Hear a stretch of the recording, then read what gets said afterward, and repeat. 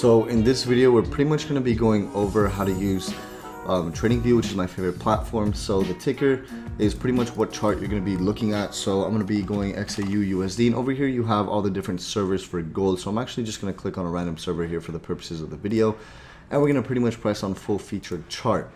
Now this chart should be blank, but down here I do have my RSI indicator, which you could add your indicators up here. So my settings for the moving averages, EMA is going to be 10, MA is going to be 20 close, right? They're both going to be close. So simply just click on indicators, type in moving, and then you're going to add the moving average exponential and moving average. And here are my settings. So the EMA 10 is blue, MA 20 red, right? Have a couple other indicators here, but that doesn't matter too much. What you can also do if you want to add the RSI, simply go here, RSI, and then click on relative strength index. Now for the RSI settings, you are going to have to change it. Simply go to right click settings and just copy my settings. So the upper band is going to be 80, the lower band is going to be 20, and that's going to be blue and red, and then the length is going to be 7. The main reason we do 80-20 is because I like to look for extreme levels of overbought and oversold conditions, so we can look for RSI divergence, right? But anyways, pretty much here you could look for just kind of templates here, but I wouldn't recommend you do that. Now you can just go to settings, right click, go to settings, and change the colors to pretty much what you want. You can copy my colors if you would like as well. These are the rest of my settings, so you could just pause the video and kind of input my settings there.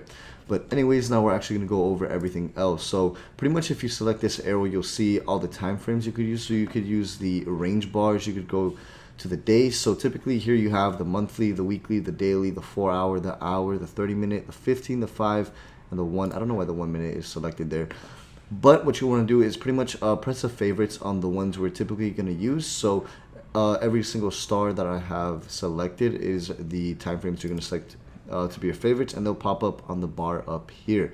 Now if you click on this, you can go to the candles and change the actual chart or the candlesticks themselves along with the charts, which typically we're mainly only going to use the candlestick charts. Now down here we have, over here we have our favorite drawing tools. So over here you're going to find your lines, typically your trend lines, your horizontal lines, and your arrows. We're mainly only going to be using the trend line, the horizontal line, and the arrows. You can play around with these. All you simply have to do is select them, and if you want to draw like an area of support, then okay, we have area of support here, right? So if you want to draw it like in the median, okay, we have support overall right here, right? So now over here we're gonna have our fib tools. So again, we're gonna favorite the Fibonacci retracement and the Fibonacci trend extension. So once you click on the tool, you have to pretty much select your 2 points, your point A and your point B. And then obviously over here you can scroll through your time frames, right? Up top. Then over here you have a couple other drawing tools. So here you have your rectangles. So typically we're going to be using the rectangles to draw more or less zones. Some people prefer to use the lines. You could draw zones with support and resistance. So one person will pretty much have like a random line here. Another person may actually have, you know, a zone drawn out instead, right? You know, me personally, I like to use zones because you have to think of support and resistance as zones, which you'll learn what that is later on throughout the course. Now you can also use eclipse as well. What I like to use eclipse for is to mark out like the crosses of the moving averages like this, right? Now we can go to text. So pretty much this is where you're gonna add text. If you just want to put notes on something on a specific price, you could drag this and move this around. Over here, I don't really use this at all. This is more or less like, you know, for like patterns, you could say, right? So if you want to draw like a head and shoulders pattern, you can. I don't use that those tools much, but you definitely can. I'm actually gonna go to the hour time frame here, right? You definitely can. You know, this is mainly for like you know, to just draw out random points, random patterns. I don't use this at all. Over here you'll find other helpful tools such as your risk to reward ratios here, so a long and short position. So what's cool about this tool, it'll also tell you the risk to reward ratio as well. So you know, you could simply just drag this to set your take profit, right? So anything in green will be your take profit, anything in red is going to be your risk.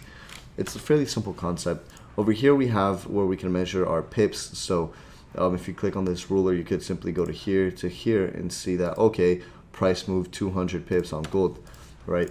So now over here, I haven't really played around with this all too much, and more just like symbols. I haven't really used that a lot, but a great feature is when you're going to start backtesting, simply click replay. You do have to pay for TradingView to get this. Simply click replay, press anywhere you want on the charts, and it's almost like you're trading live. So if you're backtesting a system, right, you would use a short position. Let's say your entry was here, your stops are up here, your targets are down here. You verified this is going to give you at least 2 times your risk. You can simply just click play and move the speed of the candlesticks and how they form as well. So as you could see that as well. And then you can actually take a screenshot of that and then save this into your backtesting log. So if you want to exit this mode, just simply click on the X. Now again, you have to familiarize yourself with the actual website. So again, click on all the tools, pretty much point them out. If you want to copy my fib settings, here they are. You could pause the video and copy that, right? So familiarize yourself with the website and then move on from there. It's fairly simple. You're going to be using this website a lot. This is where we mainly draw out our charts, right? So it's a fairly simple concept. Again, we have our favorite tools. I like to have them down here, right? And then you could go to a previous date over here, down here as well. So let's say I want to go to 2018, exactly today. We can go a year in the past and it'll show us. So this was exactly a year ago what gold was doing, right? And then you could just kind of zoom out and then go back to where you previously were, which is pretty cool too, that they allow you to do that. So I will pretty much talk to everybody within the videos that are coming up. Again, go to the website, sign up, and familiarize yourself with the actual website.